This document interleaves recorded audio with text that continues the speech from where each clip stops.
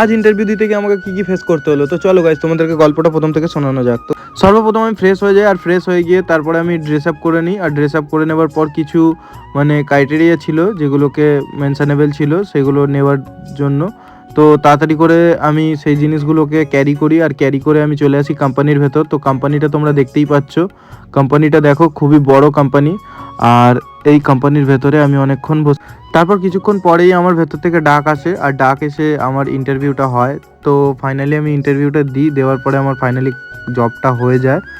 Complete হয়ে যাওয়ার পরে আমি ঘরে চলে আসি আর চলে যাই জিমে, কারণ সকাল সকাল আমি ইন্টারভিউ দিতে গেছিলাম, জিমটা করা হয়নি। তো তারপরে এসে জিমে চলে আসি। তো জিমটা করার পর আমি চলে যাই হেয়ার কাট করানোর জন্য, কারণ আমাকে বলেছে কোম্পানি থেকে যে হেয়ারটা ট্রিম করে নেওয়ার জন্য অ্যান্ড দাড়িটাকেও ট্রিম করে নেওয়ার জন্য, ভালো করে শেভ করে নেওয়ার জন্য একটু আধটু। তো আমি চলে যাই সেই জন্য। তো চলে আসি সেলুনে, হেয়ারটা ট্রিম করিয়ে নিই। ট্রিম করিয়ে নেওয়ার পর বন্ধুর সাথে দেখা হয়, আর বন্ধুর সাথে আমি চলে আসি কিছু জিনিস কেনার জন্য। তো গাইস আমি জিনিস কিনি, তোমরা যেতে চ্যানেলটা লাইক অ্যান্ড সাবস্ক্রাইব করে দাও।